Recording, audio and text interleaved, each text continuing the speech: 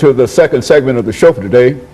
We're talking to Mr. Minister Gregory Taylor, and he's talking about the state of spirituals and hymns in the African American church. And of course, Brother Taylor, we had an opportunity to deal with that first segment and to talk about what you consider to be the state of spirituals and hymns in the African American church. And I think that during that last part, you mentioned something about the distinction between the mass choir and the sanctuary choir. Let's explore that for a while. Okay.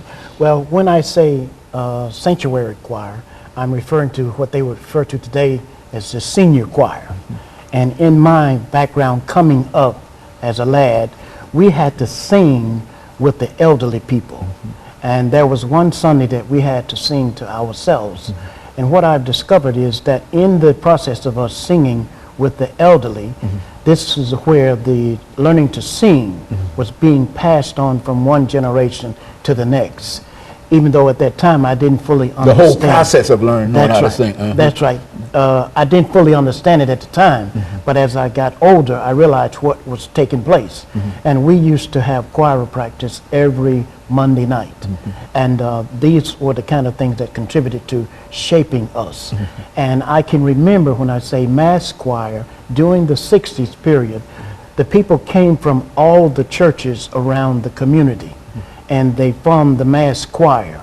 And this is when the sound, the rocking and the clapping and the marching began.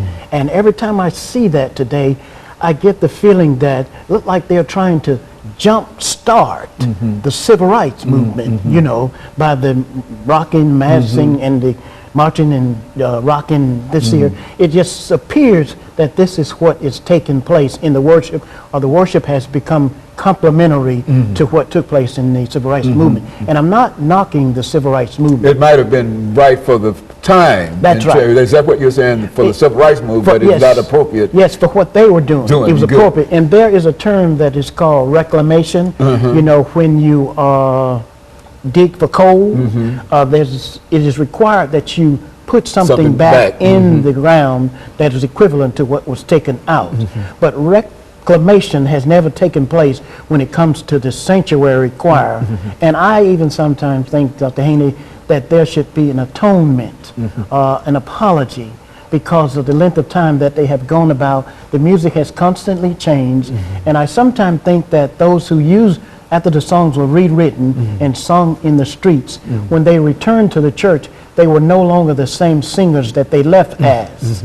And I think right there is where they may have forgotten what it's like to sing in the sanctuary choir, or have forgotten that tune, you know, in that area. And so, so you would suggest that perhaps one of the reasons that we are losing perhaps something in these in the singing of these hymns and spirituals now, we've lost something that we could possibly recapture, but we have to make some changes in order to recapture that. Now, what are some of those changes you guys? First, I believe that there should be a gathering of elderly people, and there should be discussion.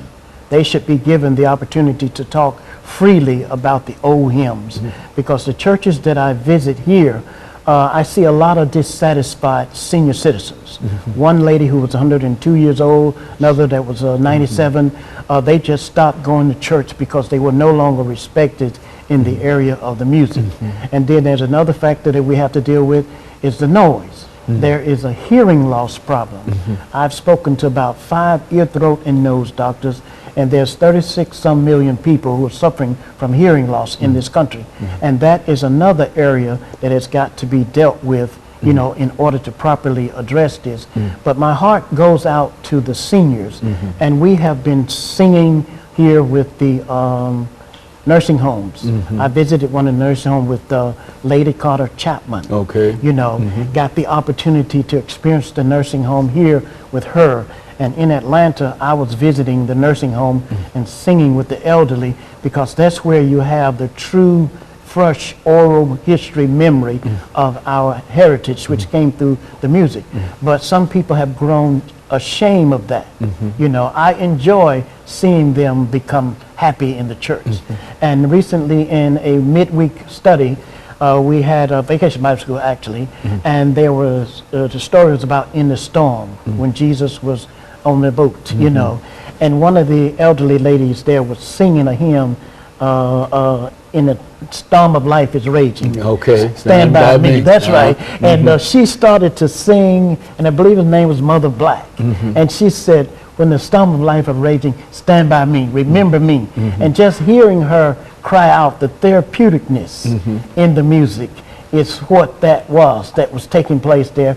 And when it's properly done, and I often say that the old hymns and spirituals, they are caught. They're not taught, you know. Okay. I understand. I see exactly what you're saying. And in order for it to be caught, it has got to be, the atmosphere has got to be properly, proper and properly presented. And so what your suggestion is that there ought to be a revisit in a real sense back to some of these. Well, now, do you find that most of the changes between the old and the new has to do with the tunes, and I mean the words? They're the same words, but they're used and they're said in different fashions and etc. I think you talked about Bradley. Yes, that's right. And I think that he had an attitude in terms of how he felt that these songs. Well, why don't you deal with that? Okay, I've read most of his book, and in the book I remember him saying that he didn't believe in jazzing it up. And I learned from another minister in this city that Dr. Bradley was what you refer to as a purist. He believed in the pureness of the music. And that's the way I am. I believe in the pureness of the music. The clapping, the drums, the guitars, and all of that. Saxophones and yes, all of that. It has brought something else into the situation. You can't meditate on the music. You know, you can't mirror it. Your mind is not able to travel from where you've been, where you first was introduced to the music. You know, you're not able to soar, you know, and those type of things. So this is the area that I believe that a lot of attention needs to be given. And I have also presented Dr. Bradley to the Postal Service to get a postage stamp in his honor, Black Heritage stamp.